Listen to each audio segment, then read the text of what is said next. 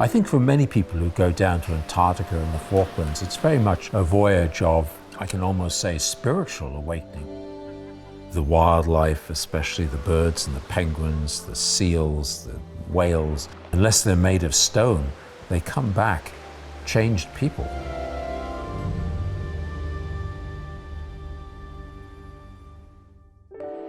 My name is Mensun Bound. I'm a maritime archeologist by profession, which means I evaluate, I survey, and I excavate shipwrecks. Ships of all types, all periods, all over the world.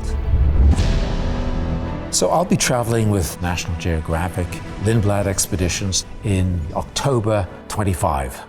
And it's going to be a really great one. We're doing Antarctica, we're doing South Georgia, and we're doing the Falklands. I come from the Falkland Islands. I was born and brought up in Port Stanley. The first thing I saw every morning when I opened my curtains was 6 or 7 of the old hulked Cape Horn sailing ships. I spent 32 consecutive years excavating and surveying shipwrecks. There's not many places I can go in the world where I cannot find something that I did not excavate. There are over 12 museums around the world which have permanent collections of material I excavated. But the pinnacle of my career was being the director of exploration on the team which found Sir Ernest Shackleton's ship, the Endurance. I mean, nothing comes close to that one. That project was 10 years in the making. Okay, so where do you begin with the Shackleton story? Shackleton had this idea to cross the great white continent of Antarctica from one side to the other by way of the pole.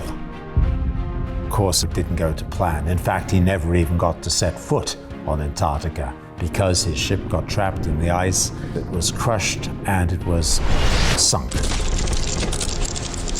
They headed for Elephant Island, only to then realize that if they stayed on that rock, they would perish.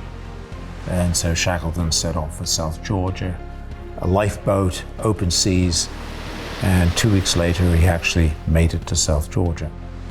But he was on the wrong side of the island. He had to cross this chain of mountains to get to the whaling station on the other side. And then they made 3 attempts to rescue the men on Elephant Island. Finally, on the 4th attempt, thanks to help from the Chilean government, they succeeded. So 28 men went in and 28 men came out.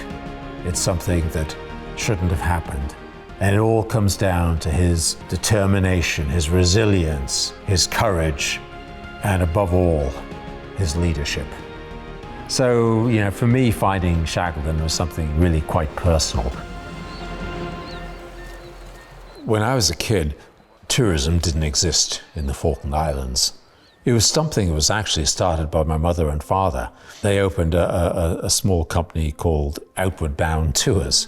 One day, I came home to lunch, and there was this fair-haired Swede in our house called Lars-Eric Lindblad, and he had this crazy idea about bringing tourists to the Falkland Islands and Antarctica on a ship that he called the Lindblad Explorer. And Falkland Islands tourism all grew from there. We need people to go down there and see it as it is, because when you're in Antarctica, you understand what is happening down there in the way of climate change. And I know it's a bit of a cliche, but it's true. They become an ambassador for the Antarctic and the sub-Antarctic regions. One of the things I like most about Lindblad Expeditions is that we look at the conditions. What is the weather doing? What's coming at us over the horizon the next day? And then we make decisions on the bridge about where we go next. And I love these discussions we have on the bridge with the skipper. We look at the satellite data, we look at the ice radar, and we scratch our old heads and tug on our chins and say, okay, what about here next? That's the kind of thing which makes Lindblad Expeditions really special. Wherever we go down there, it is going to be utterly amazing.